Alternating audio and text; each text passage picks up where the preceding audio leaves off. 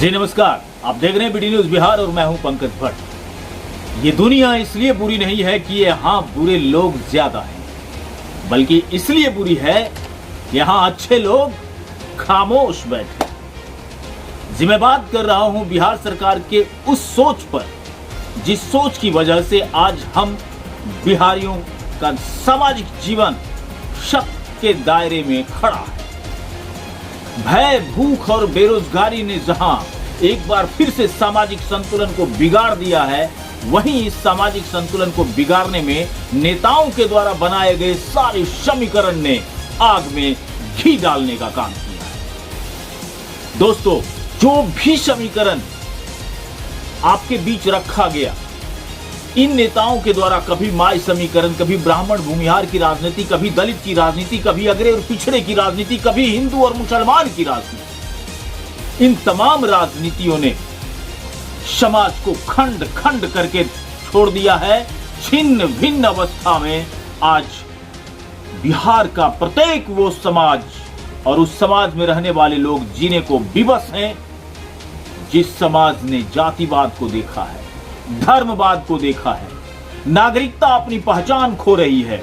इन जातिवाद के लुटेरों के बीच आज नागरिकता हाँफते नजर आ रही है। मैं बात कर रहा हूं बिहार सरकार के उस फैसले को लेकर के, जिस फैसले में सारे दलों के लोगों ने समर्थन दिया कि जातिगत जनगणना होनी चाहिए। दोस्तों, जाति गिन के क्या मिल जाएगा? इन लोगों का पिछले 30 सालों से, जी हां, पिछले 30 सालों से 15 साल लालू प्रसाद का समीकरण चला, 15 साल नीतीश कुमार जी शासन में रहे, लेकिन विकास और ऐसो आराम, अमन शांति इन नेताओं को भी नहीं मिला।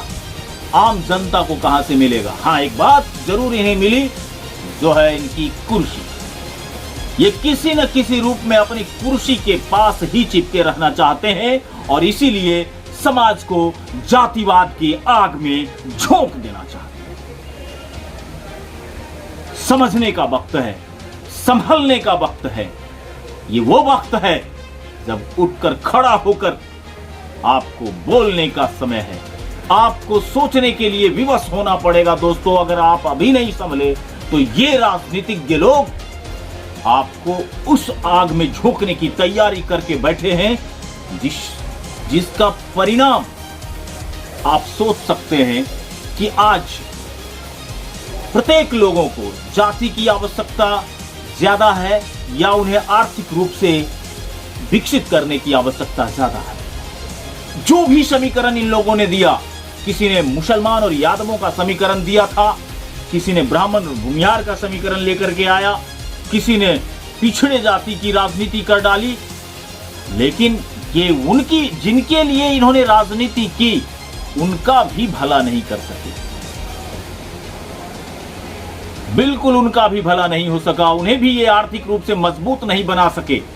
जरा सोचिए, अगर जातिगत जनगणना बिहार के लिए, बिहारियों के लिए बेहतर विकल्प होता तो कोई नेता सामने आकर जातिगत जनगणना के लाभ क्या मिल सकते हैं, लाभ के विषय में क्यों नहीं बात करता? जातिगत जनगणना के फायदे क्यों नहीं गिनाता? अगर बहुत ज्यादा फायदेमंद होता तो सारे पार्टी के लोग आकर के प्रेस कॉन्फ्रेंस लगाते और बताते कि जातिगत जनगणना से उन्हें क्या लाभ मिल सकता है। लाभ तो बस यही मिलना है कि जिस एरिया में जिसकी भी संख्या ज्यादा मिलेगी और जिसकी संख्या कम मिलेगी, उसे कितनी मुश्किलों का सामना करना पड़ेगा, चाहे वो सवर्ण हो, चाहे वो पिछड़ा हो, चाहे वो दलित हो, चाहे वो महादलित हो। वास्तविकता तो यही है कि बिहार के नेताओं को बिहारियों की चिंता ही नहीं। ये जाति जाति जाति करके क्या देखना चाहते हैं, क्या दिखाना चाहते हैं? सिवाय अपनी कुर्सी बचाने का, सिवाय सत्ता में बने रहने का दूसरा कोई कारण नहीं हो सकता। बहुत बेनिफिशियल अगर जातिगत जनगणना है तो आप सामने आकर के बताइए कि जातिगत जनगणना के लाभ क्या है। मुझे तो बस इतना ही लग रहा है कि जिस जाति की जनसंख्या कम होगी उसे जीने नहीं देगा वो जिसकी संख्या अधिक होगी। और फिर क्या रह जाएगा? समाज में आज भाईचारे नहीं है।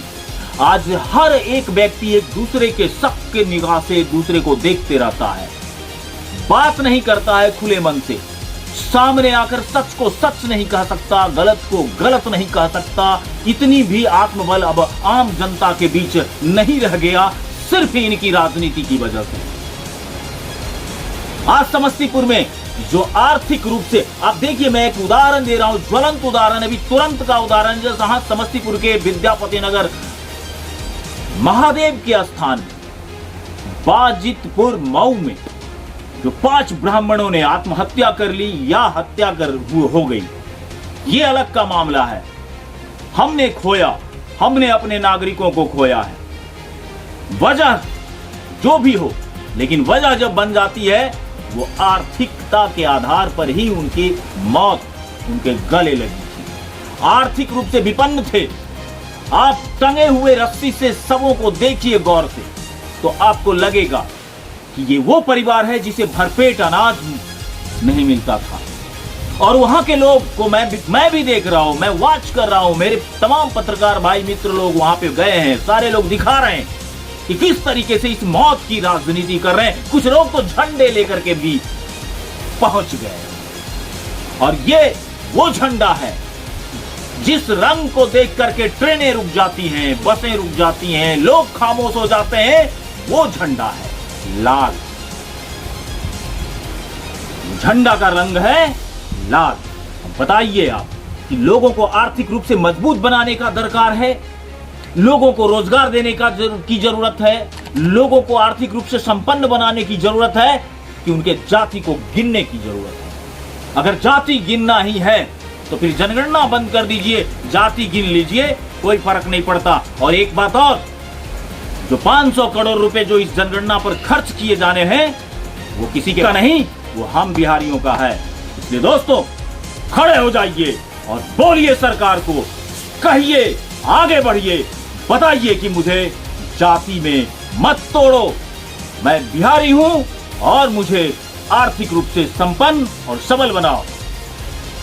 बहुत बहुत धन्यवाद।